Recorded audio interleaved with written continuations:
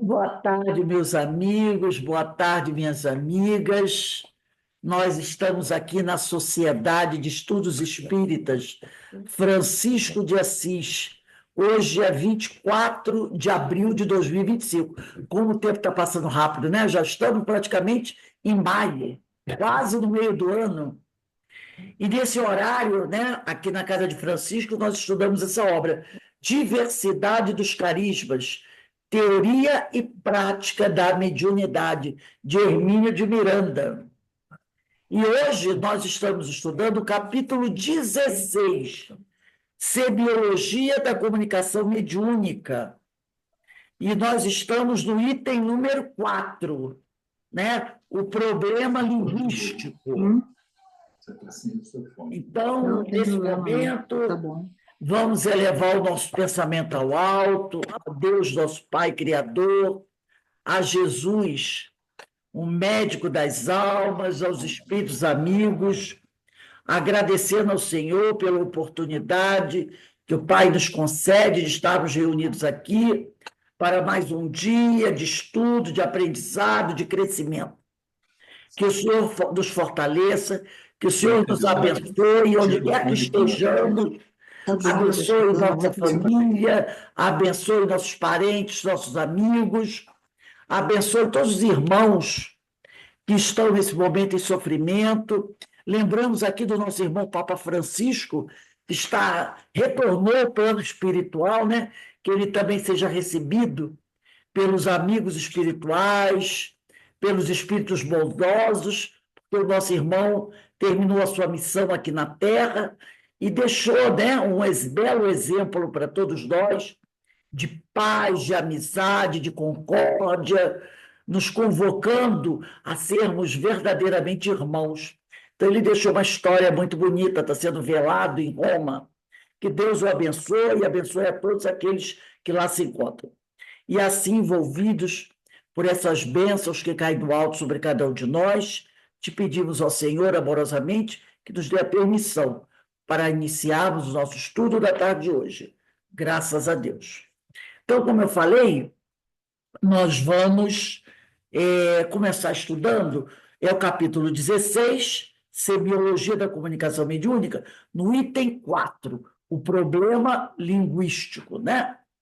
E o Hermínio de Miranda, ele vai trazer aqui, né, anotações muito importantes que vale a pena a gente prestar atenção. E ele diz aqui, o problema linguístico, no item 4. Ele inicia esse item com um trecho do Livro dos Médiuns. Aquele trecho, lembra que aquele companheiro outro dia da palestra falou que nós devíamos estar sempre estudando? Que é a questão 225 do Livro dos Médiuns. Quem quiser anotar aí, anota assim, logo no início do item 4. Bota assim, LM, quer dizer, LM é Livro dos Médiuns. 225, escreve terceiro parágrafo, que é o terceiro parágrafo da questão 225, que é uma das questões maiores que tem no Livro dos Médiuns. Então, eu sempre vou botar assim, terceiro parágrafo, para a gente lembrar, da 225, terceiro parágrafo. E nessa questão, esse terceiro parágrafo, um trecho que ele tirou do Livro dos Médiuns, diz assim, os nossos pensamentos não precisam da vestidura da palavra para serem compreendidos pelos espíritos. E todos os espíritos percebem os pensamentos que lhes desejamos transmitir, sendo suficiente que lhes dirijamos esses pensamentos, e isto em razão de suas faculdades intelectuais. Quer dizer, como já falamos sobre isso, né? O espírito não precisa da vestidura da palavra, eles leem os nossos pensamentos. Então, esse trecho está no Livro dos Médiuns, item 225, terceiro parágrafo. Aí volta aqui o Hermínio de Miranda. O problema linguístico não ocorre nesse nível, portanto. Quando, porém, se torna indispensável vestir o pensamento com a palavra para que o destinatário encarnado o compreenda, cabe ao médium fazê-lo. Então, não são os espíritos que vestem o pensamento com a palavra. Eles transmitem o pensamento para o médium. É o médium que, ao receber esse pensamento do espírito, tem que o quê? Traduzir, né, esse pensamento para, se ele é psicográfico, para letras, né? Ele vai usar os códigos, os desenhos. E se a gente reparar, as letras são desenhos. Eu não quero me adiantar aqui, mas depois ele vai pegar uma letrinha e vai dizer: essa letrinha desse jeito, esse desenho, esse letra é letra tal. Esse desenho, meu desenho, do outro jeito é letra tal. Então a gente vai ver realmente. O nosso alfabeto é formado de desenhos, assim como os numerais, né? Os numerais de 0 a 9 são os algarismos. Aí tem o 0, que é uma bolinha, o 1, que é um pauzinho, o 2, que parece um patinho, né? Assim, o 3, o 4. De 0 a 9, você tem os algarismos romanos. Com esses desenhos, você escreve qualquer número. 0, 1, 2, 3, 4, 5, 6, 7, 8, 9. A gente chama de algarismos romanos. Não, desculpe, é algarismo arábico. Romano é o outro. É que eu gosto, adoro o algarismo romano. Adoro o algarismo romano. Gente, eu adorava o algarismo romano. Algarismos arábicos. Né? Então, esses 10 desenhos, que na realidade são desenhos, com esses desenhos, você pode escrever qualquer número. 5.380.428. Você sai repetindo esses desenhos. Então, na realidade, são 10 desenhos. Né?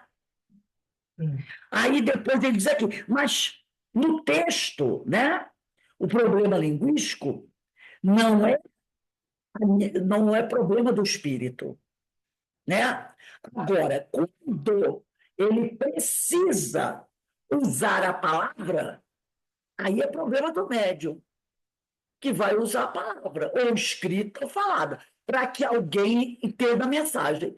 Aí vai depender da língua. Se o texto vai ser em inglês, em francês, em alemão, vai depender, né, daquele grupo onde aquele povo esteja. Aí vai depender sempre disso, de onde a pessoa está. Então, dependendo de onde a pessoa está, você vai usar o desenho, né, necessário. Aí depois ele vai trazer novamente o outro item do Livro dos Médiuns. Aqui você pode escrever aí do lado, ó. Livro dos Médiuns, 225, quinto parágrafo.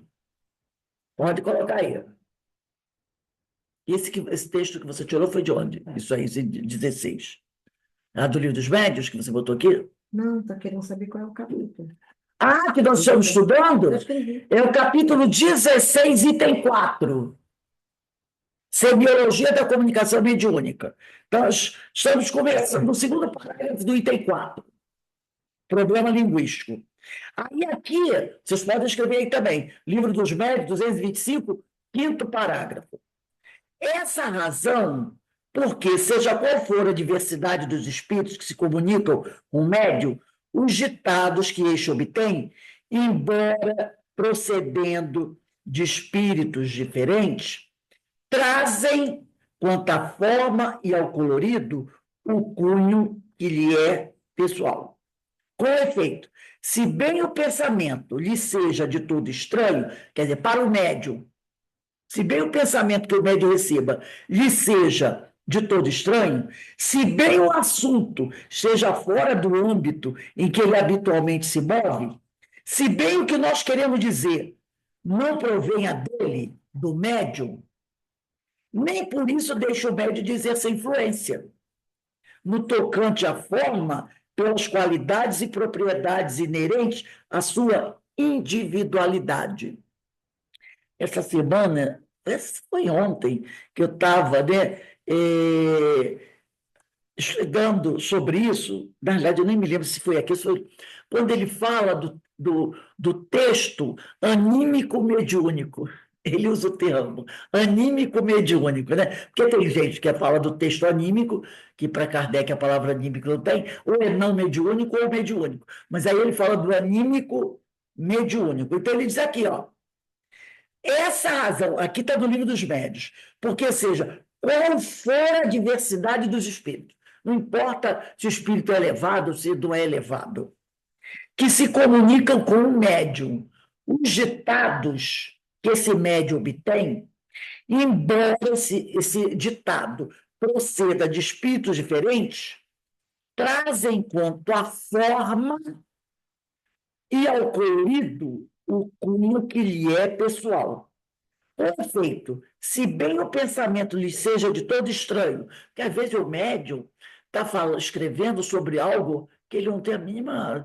Não tem conhecimento, né, sobre aquele assunto. De repente ele está falando sobre biologia, alguma coisa sobre biologia, alguma coisa sobre obsessão, e é um assunto que ele não tem afinidade. Então ele diz aqui, se bem o pensamento lhe seja de todo estranho para o médium, se bem o assunto esteja fora do âmbito em que ele habitualmente se move, se bem o que nós, aqui ele está falando, nós os espíritos, queremos dizer, não provenha dele, médium, nem por isso deixa o médium de exercer influência do tocante à forma pelas qualidades e propriedades inerentes à sua individualidade. Então, o espírito chega para ele e diz assim, ó, eu vou conversar com você sobre história antiga, sobre arqueologia. O médium não entendo nada de arqueologia, nada. Ah, eu vou falar com você sobre... Não entendo nada. Mas no momento que o espírito passa para ele a mensagem e ele tem que processar essa mensagem e depois traduzi-la para a pessoa que vai ouvir, ou inglês, ou francês, ou alemão, ele, o médium, é que vai vestir esse pensamento com palavra. Naquele momento, ele influenciou. Ele influenciou. Entendeu? Aí ele está dizendo, não deixe o médium dizer essa influência no tocante à forma, pelas qualidades e propriedades inerentes à sua individualidade. Porque é ele, o médium, que vai vestir aquele texto com palavras. A partir daí, o médium vai interferir. Ele vai interferir. Vamos dizer que esse médium não seja um médium letrado, seja um médium semi-analfabeto. Pronto, já interferiu, né? Pontuação. Essa semana mesmo eu estava vendo, estava contando. Por isso que os espíritos preferem quem... Médios que têm cultura, mesmo que não tenham uma muito elevada, né? Por isso que a gente prefere, mesmo que ele não seja assim, aquela moral maravilhosa, mas se ele tem uma certa cultura, facilita para a gente. Então, eu estava vendo uma matéria que saiu da. Um videozinho lá bobo, né, do interior, dos cachorros, e que à noite latia muito, aí do outro dia botaram um vídeo, aí parecia que era uma sombra, que a gente sabe que os animais têm uma capacidade visual e de sensibilidade de audição que nós não temos, né? E aí vem os comentários. Aquele vídeo foi postado numa região lá do interior, não sei se foi interior de Minas, ou interior do. Eu sei que o Mato Grosso foi muito interior, que a maioria das pessoas que comentaram eram pescadores, caçadores, mateiros. Então, aí eu lendo o texto cheio de erros, de concordância, de palavras, entendeu? Tinha alguns que ficava até complicado para você entender o texto, que a pessoa não sabia escrever mesmo, né? Então, ela escrevia como falava, com muitos erros de ortografia, de concordância, alguns, sabe, você lia assim, você tinha que forçar a barra para tentar entender alguma coisa. Vamos dizer que o espírito só tem um médio desse tipo. Olha o problema. Entendeu? E o médium, assim, não vai interferir? Acha que esse médium tinha um texto. O que eu observei também, na maioria dos comentários, nenhum deles usava vírgula. Eles não usavam o que é vírgula. Não. Vírgula. Você que tem que interpretar que ele estava falando. E a gente sabe o quanto uma vírgula influencia, né? Então, tinha vírgula, dois pontos, isso, acento, era direto. E C cedilha, quando ninguém usava, começava a palavra certo com C cedilha, sabe? E vai. Então, é o que ele fala aqui. Claro que o médio desse nível vai influenciar a forma. Agora, vamos dizer que tem um médium assim, que sem nenhuma alfabetização, que seja altamente moralizado, e outro que não seja tão moralizado, mas que saiba escrever e interpretar. O espírito vai escolher quem? Vai escolher aquele que possa transmitir a comunicação, né, de maneira mais razoável, né? Então, continua aqui. Aí está a teoria do nosso modesto esquema das cores. Lembra quando ele falou no início desse capítulo sobre cores, páginas atrás? Imaginando que o ser encarnado é aquele que vai receber a mensagem. Foi lá e disse, eu quero falar com o papai. Aí papai manda a mensagem para ele e ele vai receber a mensagem. Então, que o ser encarnado somente perceba a cor verde, que o espírito só disponha do azul. Torna-se necessário o amarelo do médium, porque não são três para haver uma mensagem: espírito, médium e a pessoa que vai receber a mensagem. Então, ele diz aqui que a pessoa que vai receber a mensagem tem o verde, o espírito só dispõe do azul, está precisando do médium no meio, que é o amarelo, para produzir o melhor verde possível. Então, você vai ter que pegar o verde do encarnado, o azul do espírito, sendo pelo médio que é amarelo, e desse médio que é amarelo tem que sair o melhor verde possível, porque o encarnado que vai receber a mensagem é verde. Entendeu? Então, vai juntar o amarelo do médium com o azul do espírito, e esse amarelo e azul tem que dar o melhor verde possível, quer dizer, tem que sair o melhor texto possível para o encarnado entender. Se o encarnado é verde, o texto tem que vir verde. Mas essa combinação de amarelo e azul tem que ser muito bem feita para sair um verde que o encarnado consiga entender. Eu achei essa explicação dele de cores muito lógica, muito fácil, né? Porque o amarelo com o azul pode dar um verde ruim. Então tem que dar o melhor, já que o outro só vê verde, tem que sair o melhor verde possível, quer dizer, o melhor texto que a gente possa compreender. Aí ele diz aqui, não deixará este, contudo, esse verde, de apresentar manchas ou tonalidades amarelas na contextura do verde azulado, porque o médio vai influenciar. O espírito comunicante, como diz Kardec, compreende, sem dúvida, todas as línguas, porque as línguas são expressão de um pensamento. Muitos nem percebem a tolice que dizem ao tentarem ridicularizar o espiritismo, porque Sócrates, Galileu ou Paulo, o apóstolo, se expressaram em francês. Né? Eles falam assim, como é que pode? Paulo de Tarso, né? Ele era africano, né? Então, mas ele falava o hebraico, falava várias línguas, né? Ele era um homem do mundo, ele falava hebraico, ele falava grego, ele falava latim, o que fosse preciso, porque ele tinha cidadania de tudo quanto era lugar. Né? Então, ele falava várias línguas, assim como Sócrates, grego. Aí o pessoal fala assim, mas como é que ele poderia falar com Kardec na comunicação em francês? Então, a tolice, por isso que ele está dizendo, a tolice, né? Junto de Allan Kardec através dos médios da época. Agora a gente compreende. A toda tentativa de ridicularização somente pode demonstrar a ignorância de quem a propõe, pois os espíritos não falam línguas, eles apenas pensam.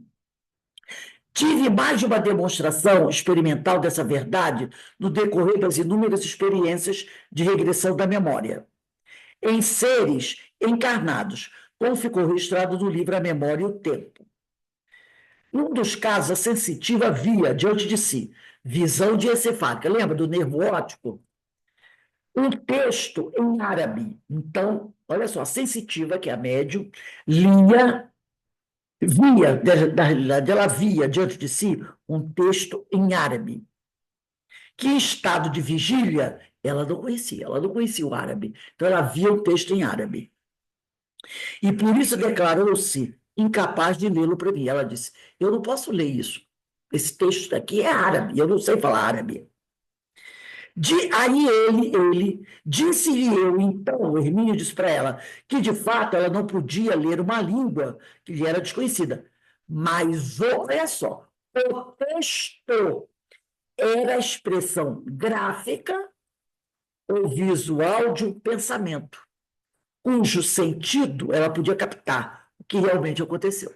Então, ela olhou um texto em árabe. Árabe é tipo aquele o japonês, né? Como é que diz? Ou o chinês. O chinês é o. Como é que chama o nome mesmo? O mandarim. Gente, o japonês. Não, o mandarim é chinês. O chinês, que é o mandarim. O japonês, pelo amor de Deus, né? É aquelas. A gente nem sabe como é que o pessoal consegue aqueles desenhinhos lá, que é terrível. O árabe também não é muito fácil. Então, ela olhava para o texto, ela dizia assim: eu não leio isso, porque ela não sabia decifrar o código. É um código, né? Mas ele diz o seguinte: não esqueça que o texto é a expressão gráfica ou visual de um pensamento. Então, você tem que buscar o quê? O pensamento do espírito. Se você captar o pensamento do espírito, você vai saber o que está escrito aqui.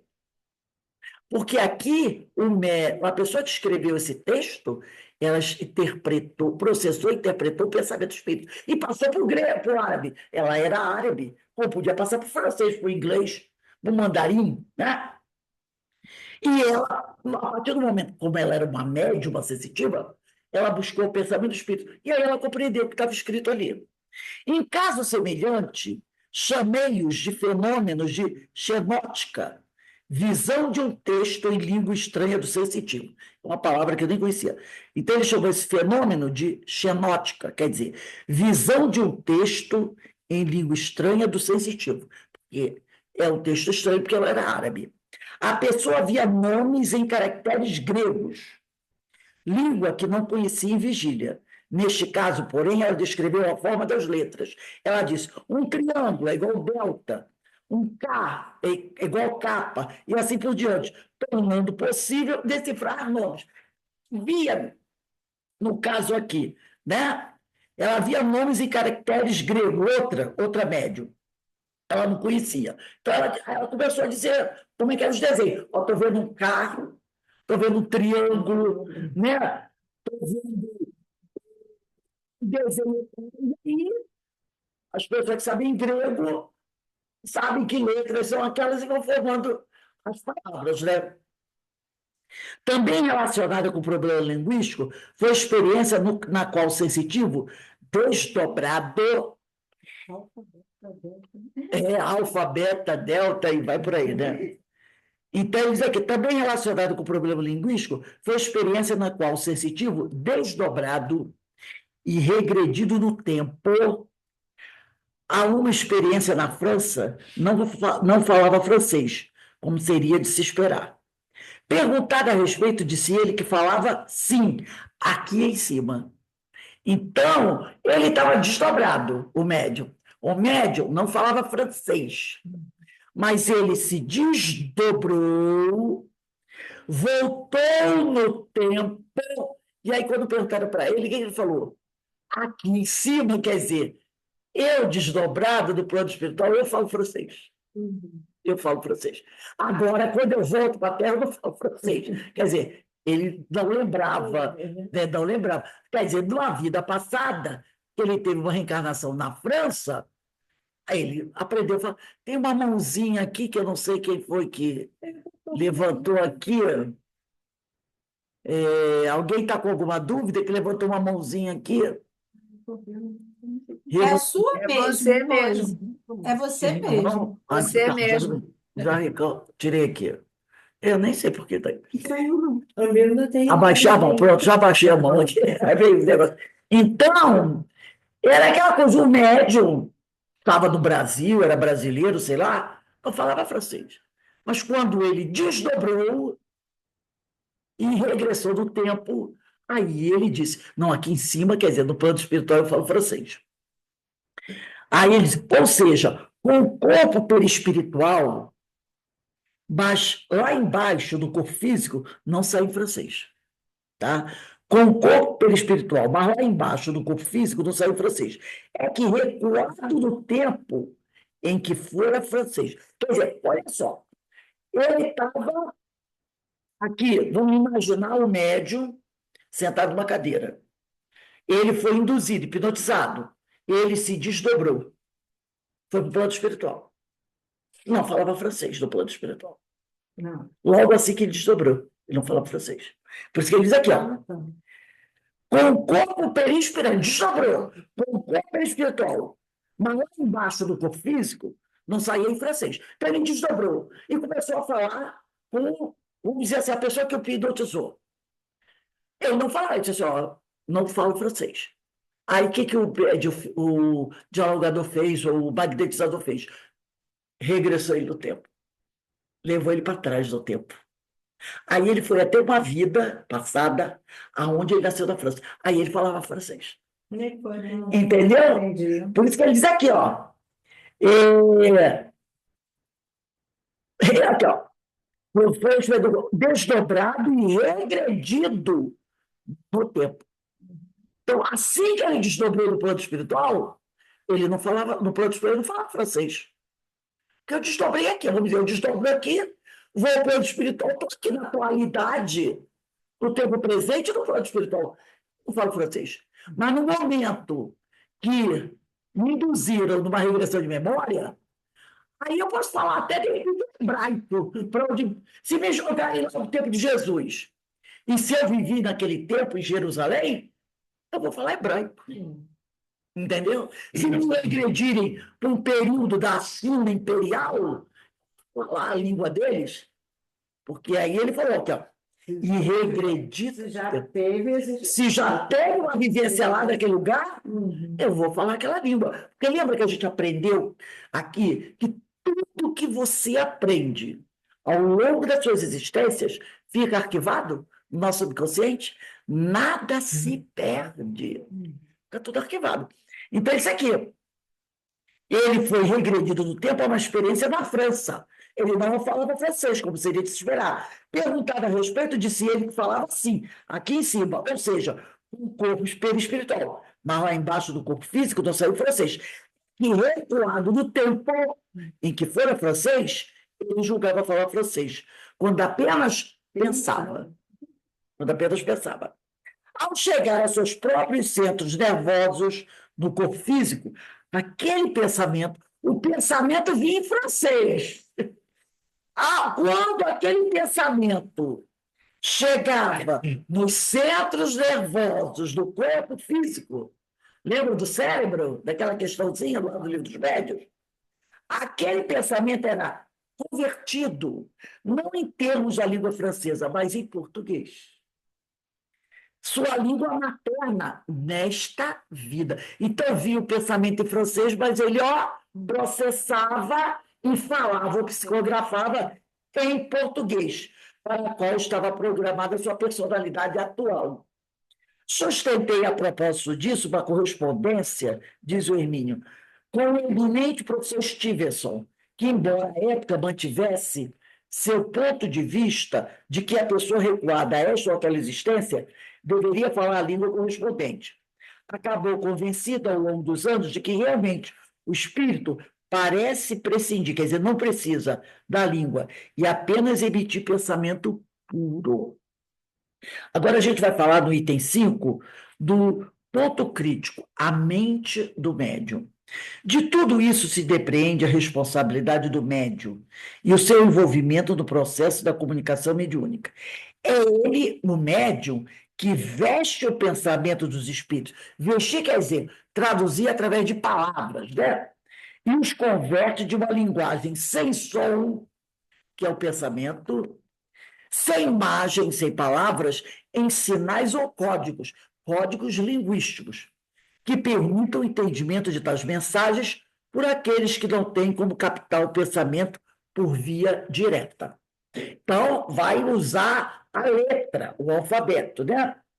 Por isto é que tanto insistem os espíritos no cultivo da mente do médium. Olha aí, lembra que Kardec dizia? Espíritas, amai-vos, mas espíritas, instruí-vos.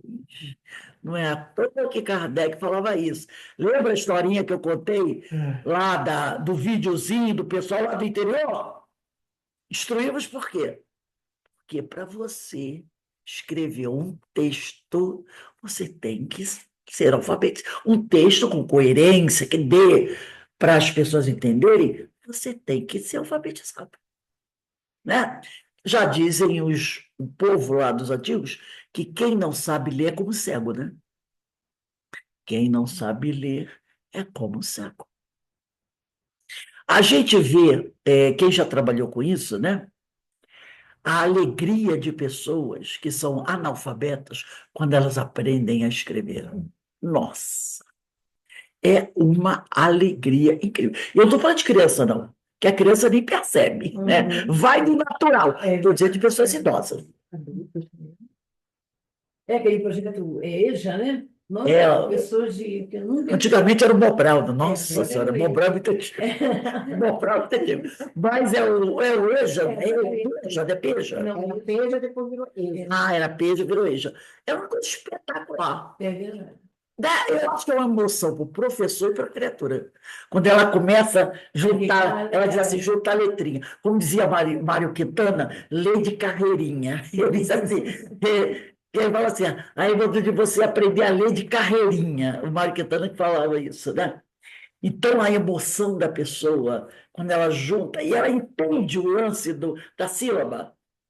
B com A, pá. Porque o que acontece com as pessoas que não são alfabetizadas e conseguem se virar na vida? Porque eu conheço a pessoa que elas, os rótulos, as exatamente. palavras inteiras, elas memorizam. Então, nós temos uma conhecida da nossa família que ela não sabe ler.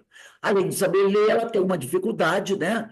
Ela tem uma dificuldade que já fez vários cursos e ela não conseguiu. Porque aí entram outras questões. Mas minha mãe chegou para ela e disse assim, vai lá no mercado, traz isso, e dá 5 sermão para ela. E dá o dinheiro, ela vai. Gente, pelo amor de Deus. Ela traz tudo certinho, o troco certinho. Outro dia minha amiga falou assim, eu mandei a Rosângela, que é minha irmã, ir lá no mercado comprar 3 coisas, ela trouxe tudo errado para mim. Eu vou mandar dente. Eu vou mandar dente. A Deide não sabe ler escrever, tem dificuldade, né, até já não consegue se alfabetizar. Já uma pessoa já com seus 50 anos por aí, né, tem várias dificuldades. Ela, se ela não erra nada, ela traz tudo certinho, traz o troco certinho, paga, traz o troco. Conhece a minha irmã foi no mercado e trouxe os produtos da minha mãe. Meu Deus do céu, meu Deus. Foi no mercado, ela trouxe os produtos errados. Eu vou mandar a Leide não erra. Me trouxe tudo errado. Mas é a atenção da pessoa, né? Na turma que eu trabalhei, como era a maioria era dona de casa, né? E eu trabalhava as palavras de maisena, as coisas que elas tinham, Coca-Cola, para poder lançar os fonemas e fazer a separação das sílabas para elas compreenderem cada fonema. Quando você percebe que eles pegaram, nossa, é de uma alegria, começa a vai direto, é uma coisa espetacular. É uma coisa espetacular isso, né? É uma alegria. É uma alegria para o professor, porque parece que explode, né? Parece que explode, é uma coisa linda de ver, né? Então, diz aqui, ó, por isso é que tanto insistem os espíritos. Aí, outra coisa, vamos dizer, não existe esse negócio de que eu estou muito velho para aprender a ler e escrever. Pelo amor de Deus, né? Pelo amor de Deus, porque tem gente assim, não, aprender a ler e escrever com 70 anos, que não me serve de nada. É isso, não existe isso. Não existe isso, né? A idade é a que você tem, é a melhor idade é aquela. É uma bênção, né? Então, isso aqui, os espíritos.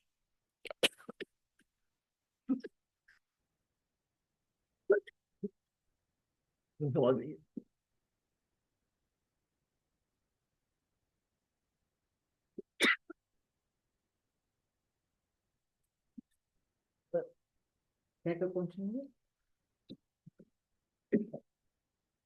Por isso é que tanto insistem os espíritos no cultivo da mente do médium. Se já é bem difícil a uma mente bem arrumada e rica em informação converter seu próprio pensamento em palavra, falada ou escrita, imagine-se a dificuldade encontrada por aquele que precisa converter em palavras o pensamento alheio e ainda mais, sem estar devidamente preparado para isso, em virtude de sua própria insuficiência de conhecimentos. Dona, para aquele que é alfabetizado, já é difícil você converter o pensamento do espírito em palavras. Imagina para uma pessoa semi-analfabeta. Muito mais difícil, né? Então, agora a gente vai ler um texto. Denise vai ler para mim. Carmen lê para mim. Mas anote aí. Livro dos Médiuns, 225, sexto parágrafo. Livro dos Médiuns, 225, sexto parágrafo. Engasguei com a... Canta uma gracinha. Tenta da bolsa verde. Por quê?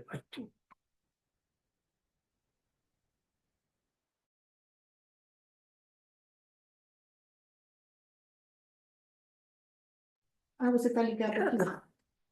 Não, está aqui. Carmen, pode... Efetivamente, é isso? Efetivamente. Tá. Efetivamente, quando somos obrigados a servir-nos de médiuns pouco adiantados, muito mais longo e penoso se torna o nosso trabalho, porque nos vemos forçados a lançar mão de formas incompletas, o que é para nós uma complicação, pois somos constrangidos a decompor os nossos pensamentos e a ditar palavra por palavra, letra por letra, constituindo isso uma fadiga e um aborrecimento, assim como um entrave real à presteza e ao desenvolvimento das nossas manifestações. Doutor Elisa, aqui, ó, médios pouco adiantados, quer dizer, semi-alfabetizados, tá? Ele disse aqui pouco adiantados, quer dizer isso. Semi-alfabetizados. Ele diz que é uma complicação. É igual como se eu tivesse que ditar um texto para alguém. Aí eu vou escrever, escreve em perpendicular. Lá, entendeu? Tem que dizer, pé de papai, é de Eva, C de casa, L de latinha, R de rato. Às vezes eu uso esses termos assim, quando a gente está ditando no telefone, né?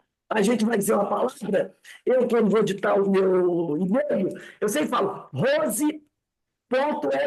Aí eu falo F de farinha de navio. Porque às vezes a pessoa está no telefone, então você pode interpretar. Então eu falo F de farinha, N de navio. Para a pessoa que está escrevendo do outro lado, né, entender. Mas é que o Espírito está falando. Já pensou? E ele diz aqui, ó, o que é para nós uma complicação mandar uma mensagem através de um médium semi-alfabetizado, pois somos constrangidos. Ora, tudo que é feito com constrangimento não é agradável, né? A decompor nossos pensamentos e a ditar palavras, palavra por palavra. E, às vezes, nem palavra, porque se ele diz assim, eu fui na casa da mamãe. Tudo bem, ainda quebra o galho. E se ele tiver que dizer assim, letra por letra? Eu é o espaço, fui, F de farinha. I. Pelo amor de Deus. Vai levar horas. Então, isso aqui, constituindo isso uma. E olha que ele diz: fadiga, cansaço, aborrecimento. Assim como o entrave é a presteza, né? A celeridade e ao desenvolvimento das nossas manifestações. Eu vou dizer assim: ó, fecha para balanço e deixa para lá. Porque já pensou? Se o espírito está mandando uma frase, é uma coisa. E se ele quer mandar um livro? Memória Suicida. Imagine, né? Imagine fazer, enviar uma obra através da psicografia desse jeito. Se dependesse de mim, a evolução da humanidade, eu já teria dito, fechou aqui. Porque eu não teria paciência. A humanidade não progredirá. O espírito não tem paciência para fazer isso, né? Então, para eles é realmente cansativo esse tipo de coisa. Aí ele diz aqui, o leitor já pensou em ditar um texto em inglês, por exemplo, a uma pessoa inculta, que mal fale o português, e que ainda por cima seja analfabeta? Ou tocar uma sinfonia devidamente orquestrada para 100 instrumentos através de uma gaita de 10 centavos? Como dizem os espíritos. Ao contrário, quando o médium oferece boas condições, o nosso perispírito, atuando sobre o daquele a quem mediunizamos, nada nós tem que fazer, senão impulsionar a mão que nos serve de lapiseira. Impulsionar a mão, mas não é pegando a mão, lembra? É agindo no centro motor do cérebro da criatura, responsável pela escrita. É? Ou caneta. Mesmo nesse caso, contudo, os espíritos precisam do cérebro, do médium. Do contrário, não conseguiriam movimentar a sua mão. E nem fazê-lo expressar na língua, ele é próprio pensamento que é deles. Então, gente, por isso que muita gente, no passado, sempre dizia assim: a doutrina espírita é uma doutrina onde a maioria das pessoas tem cultura. Lembra que tinha essa coisa, essa ideia? Porque aí o pessoal dizia, tem muitos livros, né? E é tal do centro de mesa branca, lembra que antigamente eles usavam essa expressão? Sim. Centro de mesa branca, né? E os médios precisam dessa cultura. Precisam disso. Não para ostentar, mas para facilitar a comunicação com os espíritos. Porque os espíritos têm seu intelecto. Os espíritos têm seu conhecimento, como nós temos os nossos. Mas quem são os espíritos? São aqueles que já foram encarnados. Então, era um professor aqui, um filósofo, um médico, um engenheiro, um advogado, um promotor, um juiz. Desencarnou está no plano espiritual. Com conhecimento que ele é próprio. É conquista dele. Não perde nada. Você pode até estar numa situação complicada, né? Vamos dizer que fosse um homem de muita cultura, mas de moral muito duvidosa. Desencarnou. No plano espiritual vai passar por momentos difíceis, mas o conhecimento, a cultura dele não perde. É dele, essa cultura é dele, esse conhecimento é dele. Ele não tem. Não é porque ele vai ter que reencarnar uma situação que ele vai perder. Não. Com nada que a gente aprende, a gente perde. Fica arquivado do nosso subconsciente. No momento necessário, a gente lança a mão desse conhecimento. Então, ele diz aqui, depois, ele diz aqui, aí ele continua aqui, isso ficou bem claro no incidente de aparência irrelevante que Kardec registra numa pequena nota em O Livro dos Médios.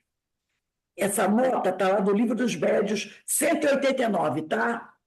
Questão 189 do Livro dos Médios. Então, ele diz aqui, era a sua intenção, a intenção de Kardec, classificar o fenômeno de escrita direta, que é quando as coisas aparecem na parede, assim, escrito, entre os de ordem intelectual. Quanto à sua opinião, porém, e ele confessa, Kardec confessa modestamente, a escrita direta ficou classificada como fenômeno de efeito físico, porque disseram os instrutores. Os efeitos inteligentes são aqueles para cuja produção o espírito se serve dos materiais existentes no cérebro do médium, o que não se dá na escrita direta. A ação do médium é aqui toda material, ao passo que no médium escrevente, psicógrafo, ainda que completamente mecânico, o cérebro desempenha sempre um papel ativo. E aí, isso aqui foi quando o Hermínio de Miranda, ele falou que quando ele leu isso, ele dizendo isso, ele pensou que eles estavam falando das experiências, quando ele diz aqui, ó, o espírito se serve dos materiais existentes no cérebro do médium. Ele disse, Hermínio, eu pensei que ele estava falando aqui da bagagem intelectual do médium. Né? Quando ele diz que os espíritos se servem dos materiais existentes no cérebro do médium. Aí ele disse que ele pensou que o espírito estava falando que eles vão utilizar das nossas vivências. Não é da vivência, não. Eles vão mexer das células nervosas. Por isso, esse material existente no cérebro do médico são as células, o sistema nervoso. É esse que é o material existente que eles vão usar. Com sua austeridade e franqueza habituais, os espíritos não hesitam em descrever com realismo aquilo que observam e transmitir com objetividade o que desejam ensinar. É de notar-se ainda, e aí ele usa uma palavra aqui, né, en passant, né? En passant, em francês, en passant, que o núcleo mesmo de O Livro dos Médios, ou seja, o seu capítulo 19, que tem por título Os Médios, nas comunicações espíritas, foi elaborado à base de ensinamentos de dois competentes, lúcidos e experimentados técnicos da espiritualidade. Aqui vou fazer uma correção. Ele bota, ou seja, Erasto e Sócrates. Está errado, não é Sócrates, é Timóteo. Tá? Risca esse Sócrates, é Timóteo. Tanto que a questão 225 é assinada por Erasto e Timóteo. Ele errou, botou Sócrates aqui, tá? São dois competentes, lúcidos e experimentados técnicos da espiritualidade. Então, o próprio Kardec do Livro dos Médios fala que esses dois espíritos são catedráticos na área da mediunidade. Depois ele fala Timóteo. Então, risca Sócrates e bota Timóteo. Em uma das comunicações, Timóteo assina juntamente com Erasto. A comunicação é 225. Pois bem, quando se trata de enfatizar a importância de uma mente bem arrumada e bem provida de informações que resultem em facilidade para a comunicação, os espíritos escrevem isso. Esse texto aqui, bota aí, Livro dos Médios, 225, 10º parágrafo. Ele vem secando a questão 225. Aí está assim, Kardec diz assim, como já te dissemos em instrução anterior, o vosso cérebro está frequentemente em inextricável desordem. E não só difícil, como também penoso, se nos torna mover-nos no dédalo dos vossos pensamentos. Quer dizer o quê? A tua cabeça é uma bagunça, nossa cabeça é uma bagunça, né? Para concluir, Erasto e Timóteo ensinaram que esse trechinho aqui está da 225, 13º parágrafo. Os espíritos não precisam vestir seus pensamentos. Eles os percebem e transmitem reciprocamente, pelo só fato de os pensamentos existirem neles. Os seres corpóreos, ao contrário, quer dizer, nós encarnados, só podem perceber os pensamentos quando revestidos. A gente só entende o pensamento se ele estiver revestido pelas letras, pelas palavras, né? Enquanto que a letra, a palavra, o substantivo, o verbo, a frase, em suma, vos são necessários. Para a gente é necessário, né? Essa classe gramatical aí. Para perceberdes, mesmo mentalmente, as ideias.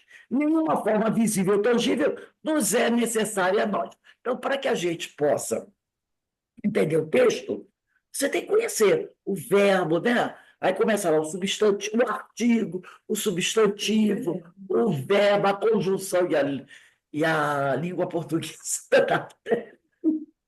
O advérbio, a interjeição, né?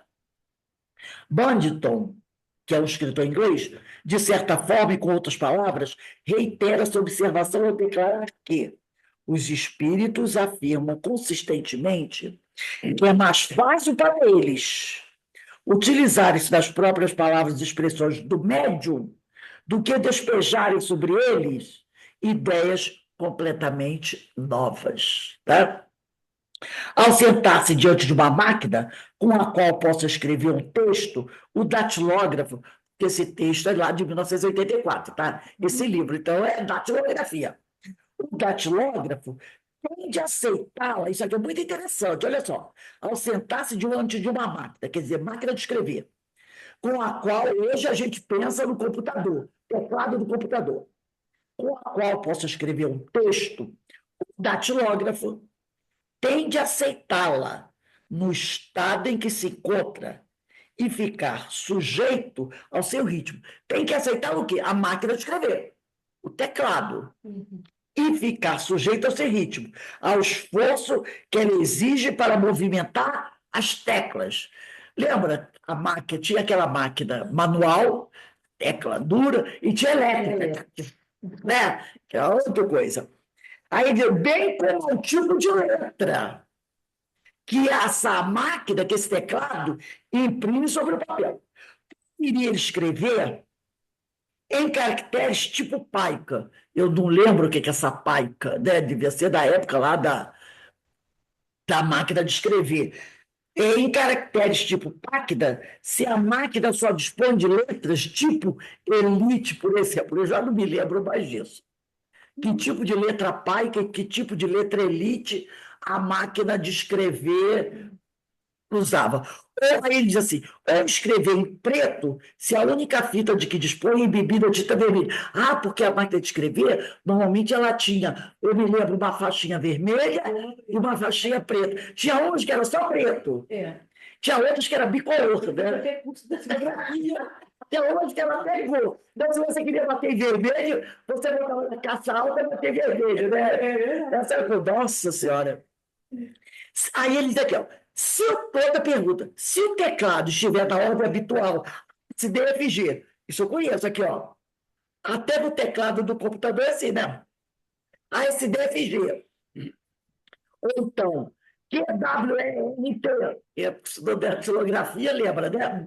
Ainda bem. Mas se as letras estiverem distribuídas em outro arranjo, ou melhor, desarranjo, conforme se queixam os espíritos. Então, está tudo assim, ó. ASDFG, QWERT, ZXC, VB, né? Os três, normalmente 3 linhas do teclado. Você estuda da datilografia, né? Aí a mulher botava até um papel assim na frente, você. Por quê? Estava tudo. Se a letra estiver em outra posição. Aí complica. Aí complica. É o que ele falou aqui, né? Então, eles aqui. Aí complica, deixa-se os espíritos. Ele está comparando com a nossa mente. Se a nossa mente estiver arrumadinha, bonitinha, eles vão poder passar, a mensagem vai passar com a beleza. Mas se a nossa cabeça estiver desarranjada, que nem um teclado, com as letras tudo fora do lugar, vai ser complicado para os espíritos, né? Em suma, no sistema que produz a comunicação mediúnica, desde a mente do espírito comunicante que é o desencarnado. Até o conhecimento do destinatário encarnado, o elo fraco da corrente é o médico.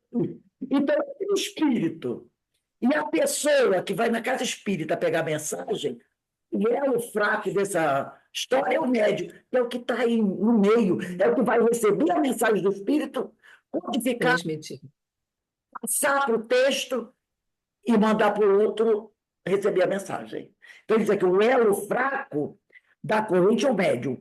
Quanto melhor for ele, melhor quer dizer, mais intelectualizado, né?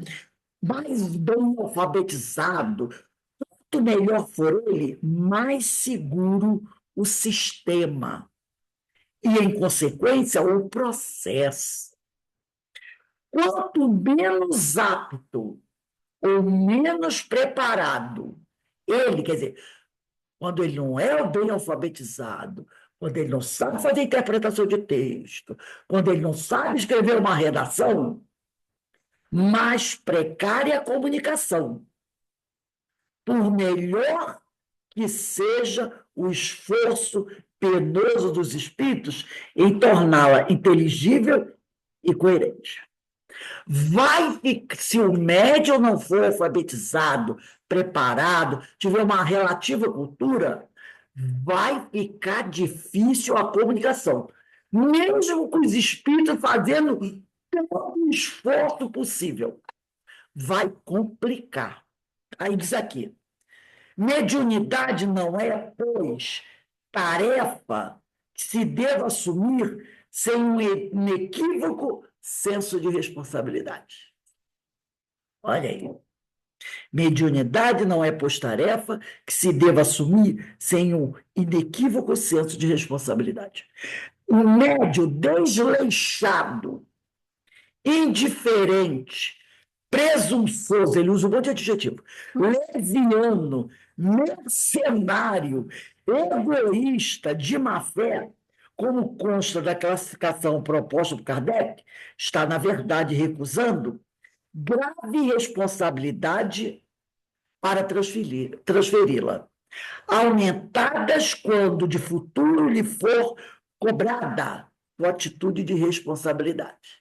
Porque se ele resolve abraçar a mediunidade sem estar devidamente preparado, desastre à vista. E depois ele será cobrado sobre isso. Não é? Tudo tem consequências. Aí ele diz aqui, por mais paradoxal que pareça, uma das graves responsabilidades da vida é precisamente a da irresponsabilidade. Então, uma das mais graves responsabilidades da vida é precisamente a da irresponsabilidade. Tudo que a gente faz sem responsabilidade é problema.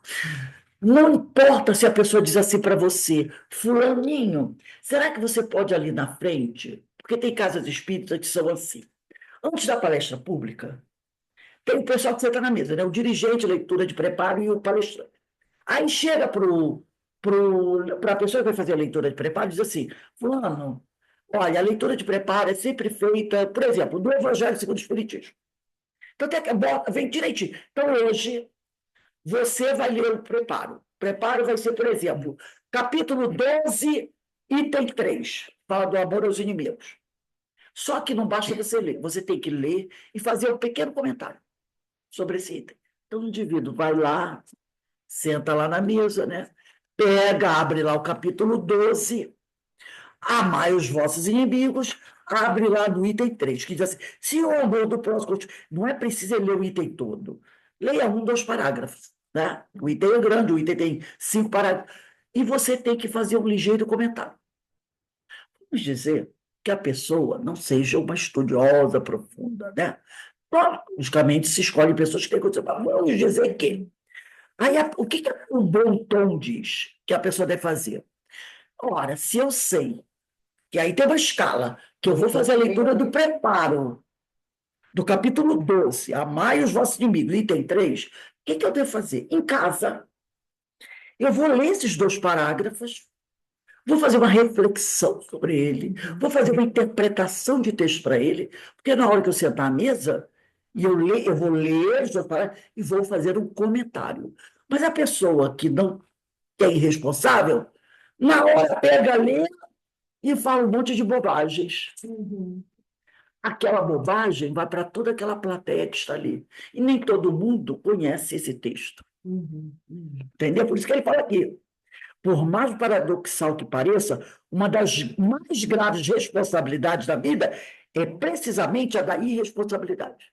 Então, você tem que ser responsável em tudo o que você faz. Para varrer o salão, sim.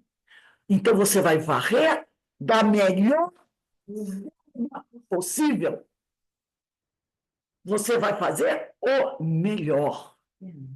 Entendeu? E não chegar, como eu vejo às vezes, a pessoa vem varrer, vem a pessoa varrendo, eu vejo em alguns lugares ali, com a patinha, com aquela pá de lixo. Em vez de varrer, ela vai só pegando os sólidos. Ali tem uma pedra, eu pego. Ali tem uma pedra, eu pego. Aqui é pedra, eu pego. E vai embora. Varreu. Elas vêm, só gastam um sólido, então maior. Não varreu. É verdade. Né? Então, nós temos que ter responsabilidade em tudo. Eu tenho um pensamento, que é o seguinte, que eu aprendi. Tudo que eu faço é para Jesus. Tudo que eu faço é para Jesus. Então, eu penso assim, vou lavar a louça para Jesus. Vou passar roupa é para Jesus, por isso que eu não gosto, porque aí eu demoro séculos, porque eu tenho que passar, que é o primeiro, eu sou perfeccionista, tipo perfeccionista, né? Então, eu vou passar a roupa, vai ficar um espetáculo, mas vou levar quase 20 minutos para passar a camisa. Então, eu não gosto de passar por causa disso, eu não consigo. Entendeu? Eu não consigo fazer nada assim, o povo diz a banco. Não, não vem não, não vem não. Então, eu penso assim, tudo que eu faço é para Jesus. Então, tem que ser, dentro das minhas condições, o melhor que eu puder. Era o que eu dizia para os meus alunos. Olha, tudo que eu fazia para os meus alunos, eu fazia buscando 100%. Lógico que eu não dava 100%, mas eu tentava chegar aos 85%. E eu dizia para eles também, tudo que você fizer, tenta 100%. Pode não chegar, vai chegar aos 60%, mas você tentou 100%. Porque é o seguinte, eu vou fazer uma coisa, eu vou fazer 60%, vai sair 25%. Então, eu sempre, eu vou jogar como o pessoal diz o quê? Eu vou jogar aqui em cima. Não vai conseguir, porque eu não sou isso. Mas aí, entendeu? Você tenta os 100, vai sair 70, 80. Já está muito bom, né? Agora, se você diz assim, eu vou para os 40, vai sair 10. É a forma que eu tenho que pensar. E para a gente encerrar, por isso que muitas vezes eu estou fazendo as coisas, eu choro, arranco os cabelos. Eu começo assim, até sair daquele jeito que eu acho que é o ideal. Para a gente encerrar, eu achei esse livrinho aqui, foi na rua, né? Acho que foi na rua, lá na 16 de março. Na rua, porque tem uma rua aqui chamada 16 de março, a Rua dos Bacana, né? Então tem uma loja, Vitor Hugo, que eles botam uma caixa em frente e põem livros ali. Quem quiser, passa e pega. Aí eu passei lá com o Beto, eu achei um livro, primeiro livro editado por Hermínio de Miranda, praticamente novo. Primeiro livro que ele publicou, acho que é o Progresso de, acho que é o Progresso de Deus. Eu nem conheci esse livro. E achei esse aqui, praticamente novinho, gente, olha só. O outro também, novinho. Primeiro livro que o Hermínio publicou, foi em 1972. Acho que é o Progresso de Deus. Eu gosto assim, não tenho certeza do nome. Esse livro aqui é do Luder Orlando Facuri, um médico, neurologista, chama-se Neuropílulas. E o doutor Rolando Facuri, eu gosto muito das obras dele, tem um capítulo aqui, capítulo número 5, chama-se Anotações entre o cérebro e a mente. E ele escreve isso como se fosse até tipo de poesias, versinhos, né? Aí ele diz assim, afinal, consciência sou eu, meu cérebro. É uma pergunta. Agora ele vai responder. Do ponto de vista filosófico, é a minha responsabilidade. Do ponto de vista neurológico, o meu estado de alerta. Do ponto de vista espiritual, o centro energético da minha alma. Do ponto de vista místico, nossa sintonia com Deus. Eu achei lindo isso. Afinal, consciência sou eu e o meu cérebro. Aí ele diz, do ponto de vista filosófico, é a minha responsabilidade. Consciência, responsabilidade. Do ponto de vista neurológico, o meu estado de alerta, consciência. Do ponto de vista espiritual, o centro energético da minha alma, meu corpo mental, né? Está ligado ao meu corpo mental. Do ponto de vista místico, nossa sintonia com Deus. Então, é muito interessante, né? São perguntinhas e ele vai respondendo assim, com 3, 4 linhas. Muito interessante. Quem quiser, neuropílulas, ele aborda inúmeros temas. Dr. Nubor Orlando Facuri. Achamos na rua. Na caixinha, lá na porta da loja. Ele, quase em frente à raia, da 16 de março, quando entra da 16 de março. Né? Bom, você pode levar livros e deixar lá. E trazer o que tiver. Eu até vou tirar hoje e levar. Então, a gente encerra aqui. Eu achei bastante interessante, né, a aula de hoje, né? E vamos, semana que vem, dia 1º de maio, 1/5 de 25. Vai ser o item 6, os códigos. Muito interessante também esse item 6 aqui, tá? Então, nesse momento, vamos aqui encerrando o nosso estudo da tarde de hoje. Lembrando a todos que hoje nós temos nossa palestra do Evangelho segundo o Espiritismo, capítulo 8, Bem-aventurados têm puro coração, e 10, verdadeira pureza, mãos não lavadas. Agora, olha interessante, esse texto do Evangelho de hoje será uma reprodução da aula do Sermão de Monte de ontem. Quando eu comecei a estudar, eu disse assim, para preparar a substituição, eu falei, Jesus, foi a aula do Sermão do Monte de ontem. Essa palestra hoje que o companheiro vai fazer. Verdadeira pureza, mãos não lavadas. Capítulo 8 do Evangelho, os que têm puro coração, itens de 8 a 10. O tema é exatamente aquilo que nós estudamos ontem do Sermão do Monte, né? Então, nesse momento, vamos agradecer a Deus, agradecer a Jesus, Deus nos concede de estarmos aqui reunidos para mais uma tarde de estudos e aprendizado. Daqui a pouco, Amélia Rodrigues, tá? Livro Luz do Mundo, de Divaldo Pereira Franco, pelo Espírito Amélia Rodrigues. Maravilhoso esse livro, porque ela é a poetisa do Evangelho, né? A poetisa do Evangelho. Então, quando fossem 5h25, né, nós retornamos para o estudo da obra de Amélia Rodrigues. E mais tarde, às 18h30, teremos a nossa palestra pública, em que todos estão convidados, tá? Que Jesus nos abençoe a todos.